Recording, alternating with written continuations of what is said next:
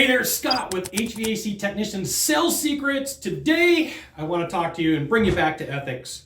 And this is one of the conversations that is really important, that you really want to make your decisions. So the first video that I put out on YouTube about training heating and air conditioning technicians was all about your consumer bill of rights and your personal technician or salesperson bill of rights.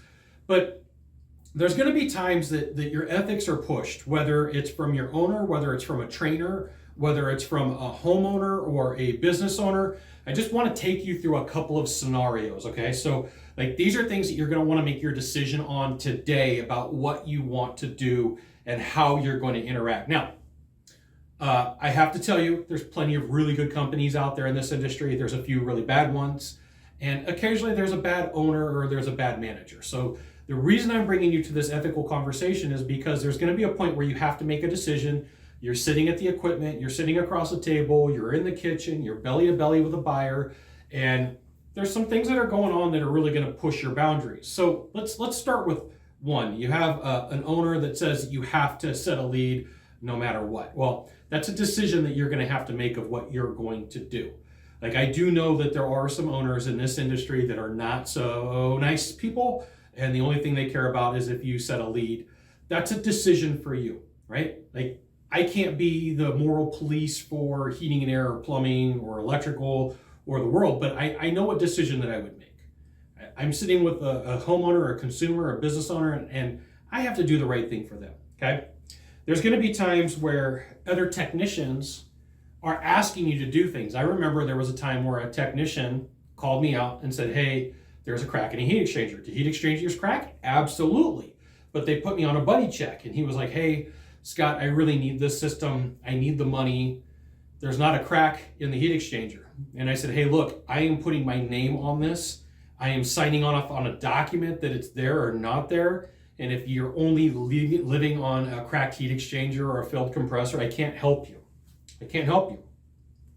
And the technician was a friend, and he got really mad at me. And he was like, hey, I would do this for you. And he started to guilt trip me and was like, you have to sign off on this form. And so I said, why don't you let me do this? Why don't you let me go through the heat exchanger the right way? And it was cracked, but not where the technician thought that it was. And he just went to the furnace up in the attic and said, hey, there's a crack in here. Well, there wasn't a crack where he thought that it was. So remember, when you're signing a document, you're putting your name on something. Right? So I had to, for the company I was with, I had to take a picture, I had to fill out a form, I had to be willing to take the furnace apart and show the owners where the crack in the heat exchanger was.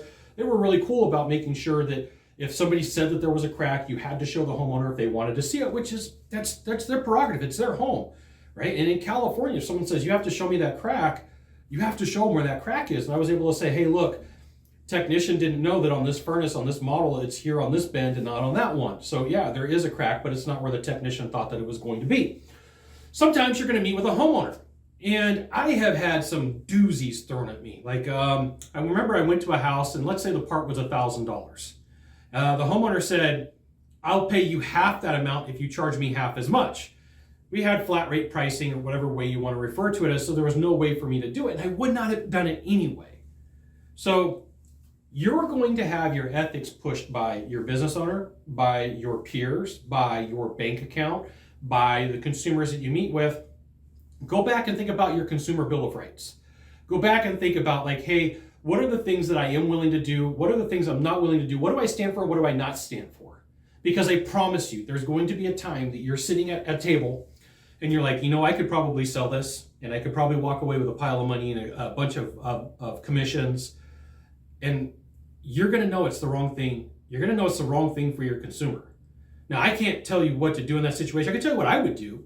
I would say, hey, look, you're up against these issues. Right now, you probably don't need to do anything. You don't. Not every call needs to be sold. And I'll go head to head with whatever trainer in this industry tells me, hey, you should close every deal and sell every deal. I'm like, that's not how it works, right? That's not longevity. That's today thinking. That's thinking, if I sell this today, I'm going to make money. Not thinking there's responsibilities that you have into the future, right? So I have heard some people in this industry say you sell everything you can at every lead. Well, there's a point where you have to sleep at night, that I have to sleep at night, and I'm a happy dancing bear. Got my Ren Spooner Aloha shirt on. Got my Ren Spooner Grateful Dead shirt on. So here's what you do. You go to HVACTechSecrets.com, Technician Secrets. HVACTechSecrets.com. And what that's going to do is it's going to put you on my email list, okay? There's going to be 3 things that you're going to put in there. You're going to get a name, an email address, and your phone number. I'm not going to call you sitting like midnight. Hey, who's this guy calling from Sacramento? I'm not going to call you, but like that is a way for me to contact you in the future, okay? So HVACTechSecrets.com, it'll be in the description down below. Sign up for that. And I will send you some goodies, I promise. You may not get them today, but I'll send you some goodies, private training that I got coming up in the future, things that I have going on that I'm not just going to put up all over on YouTube. Some of the training that I'm going to give you is going to be private, okay? Good. So here's what you need to know is there's going to be times where your ethics and your morals and your boundaries are pushed and you have to make some decisions. And it's easier to make them today. It's easier to have that conversation with yourself, like here's what I'm willing to do, here's what I'm not willing to do. And I'm hitting on this hard. This is like the second video I've done on ethics and morals because I gotta tell you, like sometimes I think that this is missed in the industry. I think that this is the thing that people just like, let's just go out and close some deals, right? That's why heating and air companies get a bad rap. That's why you have competition out there that's got not so good name, okay? So HVACTechSecrets.com, go sign up, name, email address, phone number, like 3 fields. I'll get you something cool for doing it, I promise you. And in that link, it'll tell you where the Facebook group is. I got a Facebook group. Facebook group is really cool. I will talk to you soon. Thanks for dropping by and checking out this video. I'll see you next time.